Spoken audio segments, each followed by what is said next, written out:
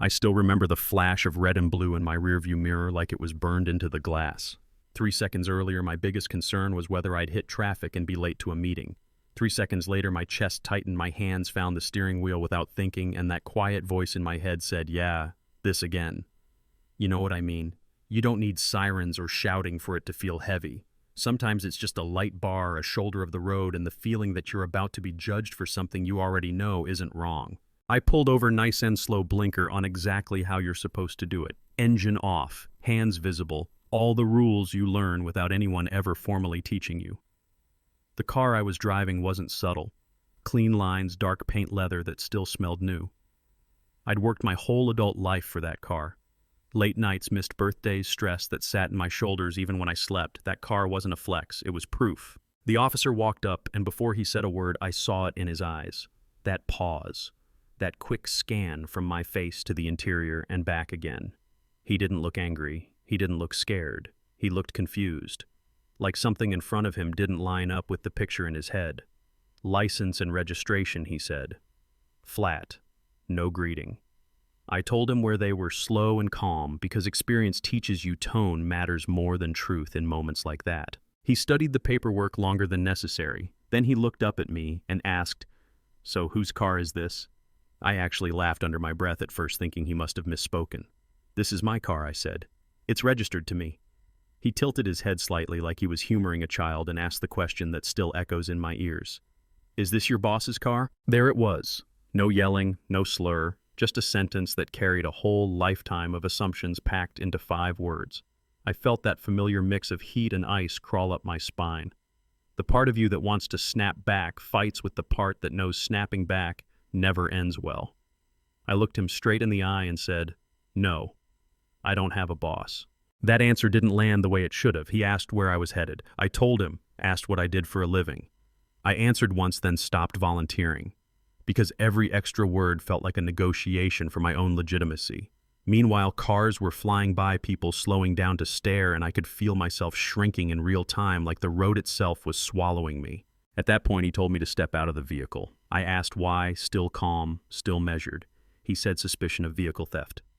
That was the moment my heart actually started pounding. Not fear exactly, more like disbelief hitting bone. He had my registration in his hand, my name, my address, everything matched, and yet somehow I was now a suspect in my own life. I knew my rights, I also knew the statistics, so I stepped out. Slowly, hands out, movements exaggerated in that careful way people only use when they're trying not to die.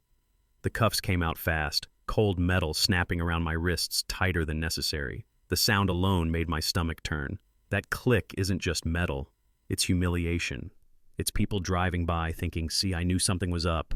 He walked me to the patrol car and sat me in the back seat like I was an object that needed to be stored temporarily. Plastic seat, hard edge digging into my legs. I stared straight ahead and tried to breathe evenly while he ran the VIN. In my head, I kept thinking about how insane this was.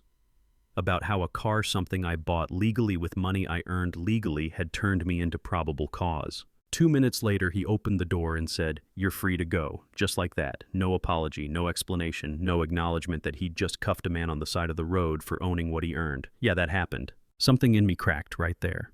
Maybe it was the way he said it, like he was doing me a favor. Maybe it was the meeting I was now late for. Or maybe it was the realization that if I walked away quietly, this would happen again to someone else tomorrow. I asked for his badge number. I pulled out my phone. I called for a supervisor. When she arrived, she watched the footage. All of it. The pause, the question about my boss, the escalation. I didn't need to say much. Her face said enough. She apologized. She told me I had every right to file a complaint. I told her I already planned to. The next day I did exactly that. And I didn't stop there. Internal affairs, state oversight, civil rights groups.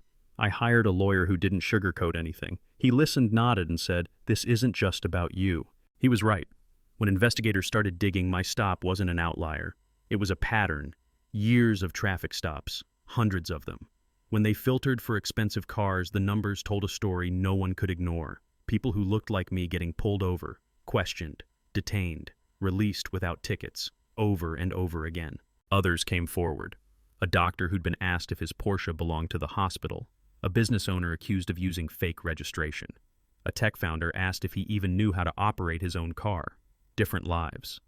Same assumption, that success must belong to someone else. The officer lost his job, the city settled, policies changed, training programs rolled out. On paper, it was justice, big numbers, big headlines, but what stuck with people wasn't the settlement, it was the question, your boss's car. That phrase spread like wildfire. People shared stories that sounded just like mine. Comment sections turned into confessionals. It turned out a lot of people had been carrying these moments quietly for years, thinking it was just them, just bad luck, just something you endure. My own life changed after that. Not overnight, not magically, but noticeably. People reached out. Clients trusted me because they saw someone who didn't bow his head, someone who refused to accept that success needed an explanation. As for the officer, his fall was quieter. No press conferences, just rejection emails, awkward interviews that ended early. A name that followed him everywhere he went. I don't celebrate that. I don't need to. Consequences don't require cheering. They just need truth. Years later, I still drive nice cars, I still get looks, I still feel that moment of tension when lights flash behind me. That part never really leaves.